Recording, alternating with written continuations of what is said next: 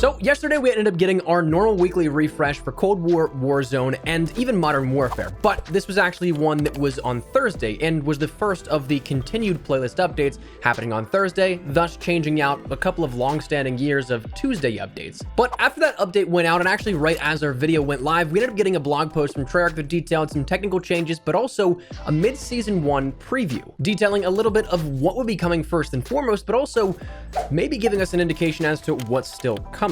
So today we're going to be running down when this mid-season update is, what you can expect with it, and again, what it may mean for the future. So as we go along, let me know your thoughts down below. Anything in particular that you're looking forward to across Cold War, Warzone, or maybe Modern Warfare, feel free to let me know down below. As well, if you are new to the channel, do be sure to hit the subscribe button. We're on that road to 400,000 subscribers, and we'll keep you up to date with all things Black Ops Cold War, Warzone, and anything COD related. So if you're interested in joining the community, I'd love to have you. But that said, let's jump into it. So following yesterday's update, we ended up getting some extended patch notes from Treyarch in which it was detailed January 7th patch notes plus mid-season preview.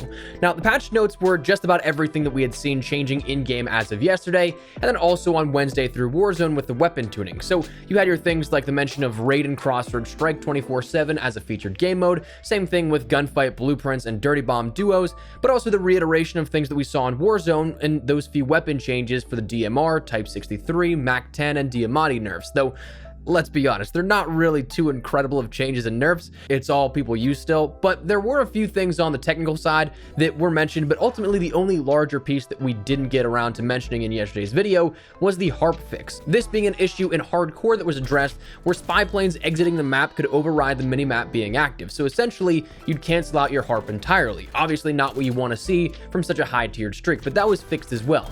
But along with those adjustments and patch notes, we ended up getting a brief little mid-season preview in this blog. The first thing that it starts off with is, of course, the date, right in bold font, saying the update begins on January 14th, so as of next Thursday. So pretty interesting given that it's not quite even the halfway point of the season, so a tad bit ahead of it. What's also interesting is all that's coming along with it, because right now, even though it's just a preview, there isn't a whole ton of, well, you know what? We'll just get into it. What was previewed was the first big mention of the new map for Cold War, but in the sense of Fireteam. So perhaps a very niche addition here. Fireteam is great for ranking up weapons and such, but how many people overall it will satisfy is another question entirely, because of course it's not a map that is in the rotation for perhaps the majority of players, but it is something that is introduced no less. But the map Sanatorium will be the new Fireteam map here, and honestly, I really like the map design here of this, and overall, I like the design of both the Fireteam maps that we've seen so far, but for this, it just comes down to replayability here. Is it going to be something that captures me and makes me want to play Fireteam a little bit more? Now, we've seen what this looks like through the seasonal trailers, so you might have a decent understanding here, but interested to check it out no less, but that's being introduced. The next thing that was previewed was that of the new 6v6 mode called Dropkick. Now, you may remember this from a little while ago because it popped up in the pre-match tips while the loading screens were going and you're waiting to load into matches, in which it talked about the basic premise of the mode, but it's kind of like a singular capture the flag or hardpoint that will rotate around the map, and controlling the briefcase that will be the objective is what gives you points, with the ultimate goal of hitting the score limit and controlling that nuclear football. But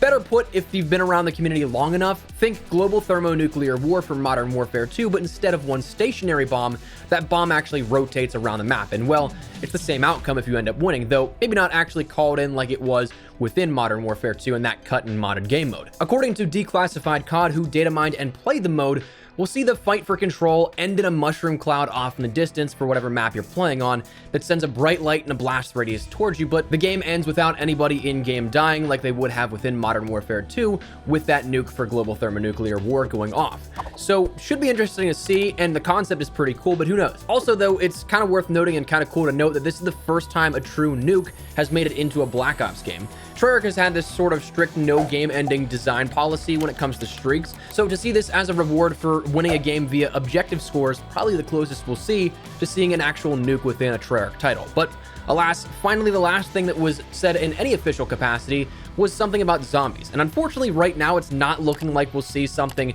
of a new zombies map, so Die Maschine is still the sole map that we have to play it out on, and if you've gone for any zombies camos or if you just played for the Easter egg a couple of times, it's probably been pretty played out for you. But we do have instead being introduced the new mode of Cranked and Zombies, which will definitely be interesting. A timer on killing zombies that may make some strategies harder to acquire perks and such during the keep a crawler strategies, and also the round changeovers are pretty wildly long sometimes, I feel like, lasting around like 15 seconds or so right off the bat.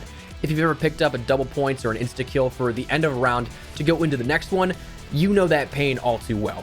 Now, right now, that's all that was detailed from their official blog post about the coming update here, and truthfully, that's not a whole lot, especially to tide us over from mid-season to Season 2 and another seasonal changeover, which will be in February.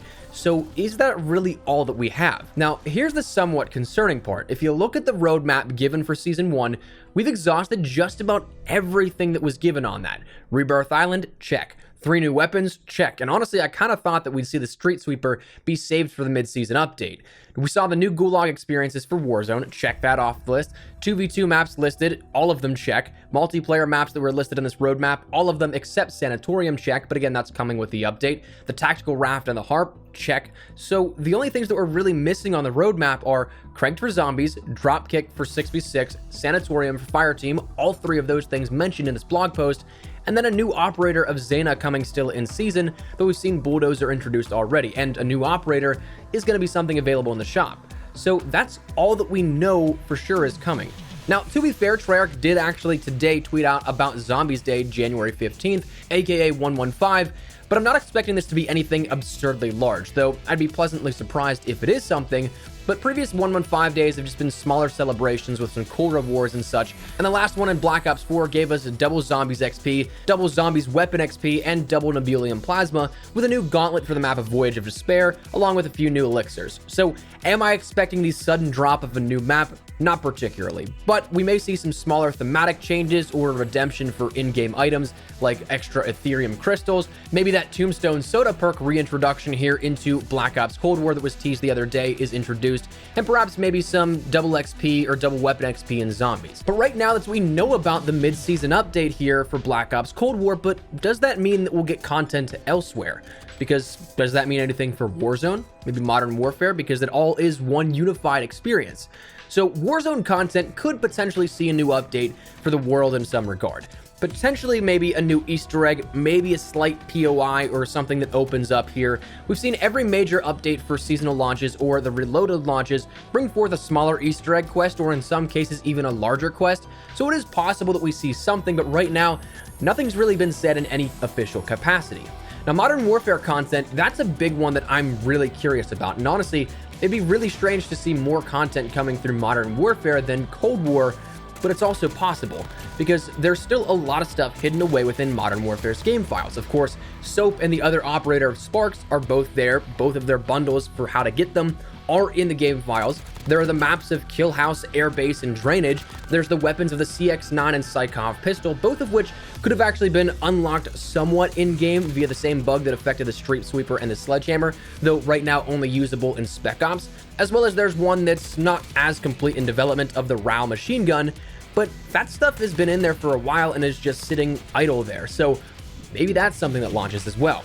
Weapon tuning, though, I'm quite hoping to see some more added here with this across the board for Warzone and then, of course, Cold War as well. The DMR Type 63, Mac 10, and Diamati's, again, definitely didn't get hit enough if you ask me. All I play is Warzone, and every single thing I die to, not even kidding, is either the DMR or the Diamati's. There's absolutely no variance in gunplay, so I'd like to see something done with that so that you can use something other than those 4 weapons, but we'll see if that happens as well. Raven did tweet out that they are still continuing to monitor feedback, look at how they can make the weapons better, so here's the hoping, but right now, that's what we know about the mid-season update for Black Ops Cold War, Warzone, and maybe even Modern Warfare. So that's where we're going to wrap it up. I'd love to get your thoughts and feedback down there in the comment section down below. What do you guys think of this here? What do you think is going to be coming as of next week? Do you think that's all we're going to have for Cold War? Do you think we'll get a Warzone update? Do you think we'll get something of new content within Modern Warfare? Let me know your thoughts down below, but hopefully enjoy the video. If you did, make sure to drop a like down below, and of course, if you are new to the channel, make sure you guys subscribe so you don't miss a single thing regarding all things Black Ops Cold War, Warzone, and anything COD related. We'll keep you up to date with all of it. If you also want to follow me over on Twitter and Instagram, those are the best places to get came outside of YouTube. Practically live on both those. If you guys want to strike up a conversation, ask me a question, whatever it may be, that link is down there in the description below. But other than that, thank you guys all so much for watching. My name is Espresso. I'll see you guys later. Take care and peace.